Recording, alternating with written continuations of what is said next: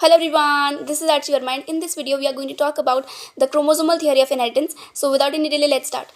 First of all Mendel ने 1856 से लेकर के 1863 तक अपना काम किया था. अपना पूरा जो मेंडल ने जो गार्डन पीस थी उसके ऊपर एक्सपेरिमेंटेशन परफॉर्म की थी और उन सब चीज़ों के बाद में उन्होंने 1865 के अंदर अपना जो काम था वो पब्लिश किया था दुनिया के सामने.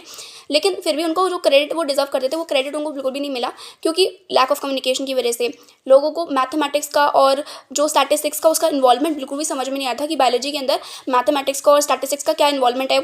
किसी को कुछ रेलेवेंस समझ में नहीं आ रहा था इसका. देन थर्ड था कि लोगों को समझ में नहीं आता फैक्टर्स क्या हैं, कहीं फैक्टर्स उन्हें दिख नहीं देते, इस वजह से वो एक्सेप्ट भी नहीं कर पाए कि फैक्टर्स हैं या फिर जो भी है, इस वजह से वो उसको बिल्कुल भी एक्सेप्ट नहीं कर पाए. और इस वजह से जो मेंडल थे बेसिकली उनको जो क्रेडिट वो डिजर्व करते थे अपने काम के लिए उनको वो बिल्कुल भी नहीं मिला.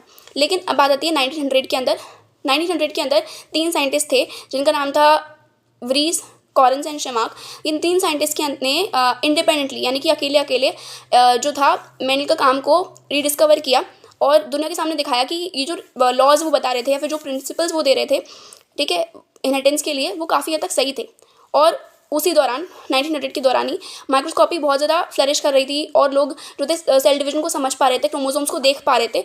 तो उसी दौरान 1902 के अंदर 2 साइंटिस्ट और थे हमारे सामने, सटन एंड बॉवरी. उन्होंने काफ़ी हद तक जो मेंडल का काम था जैसे कि जो व्रीज, कॉरेंस एंड शमाक ने रीडिस्कवर किया था, तो उसी काम को, मेंडल के काम को, मेंडल इनहेरिटेंस को लेकर के उन्होंने बोला कि ये जो क्रोमोसोम का पैटर्न है जब सेल डिवीजन हो रहा है बेसिकली, तो जो क्रोमोसोम्स का जिस तरीके से पेयरिंग हो रही है या सेग्रीगेशन हो रहा है वो काफ़ी हद तक ये फैक्टर्स के या फिर जो मेंडल बता के गए हैं उससे काफ़ी हद तक सिमिलर सा है. ठीक है, उन्होंने बोला कि काफ़ी हद तक जो वर्क है वो काफ़ी हद तक सिमिलर है दोनों का, मतलब यानी कि जो क्रोमोसोम्स हैं और जो हमारे फैक्टर्स के बारे में बात की थी मेंडल ने, वो काफ़ी हद तक सिमिलर सा है, सेम ही है. ठीक है, और फिर उन्होंने बताया कि जैसे क्रोमोसोम्स जो होते हैं बेसिकली जब वो पेयरिंग शो करते हैं या फिर वो जब सेग्रीगेशन शो करते हैं तो फैक्टर्स कुछ और नहीं, वो जीन्स ही हैं एक तरीके से.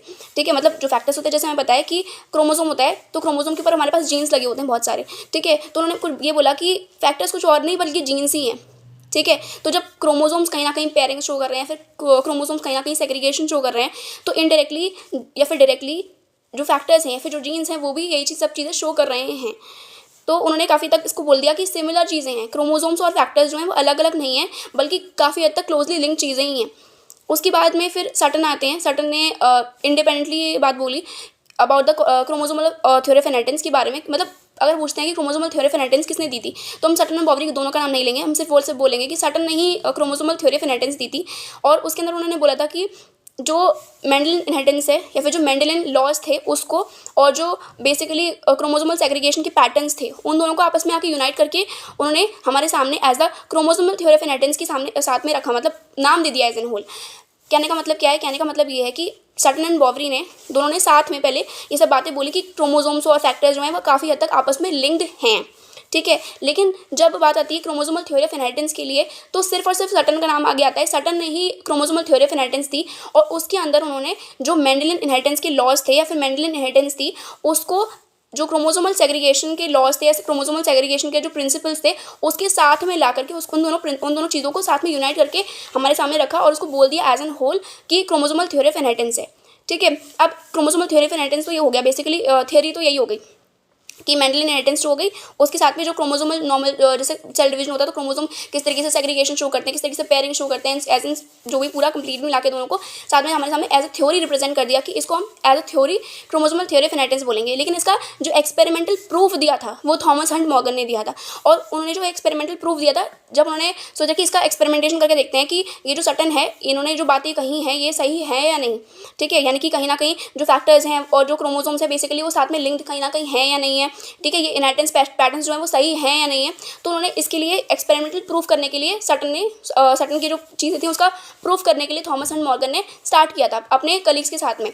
लेकिन फिर उन्होंने कहीं ना कहीं देखा कि यहाँ पे कुछ चीज़ें जो हैं वो अलग भी जा रही हैं.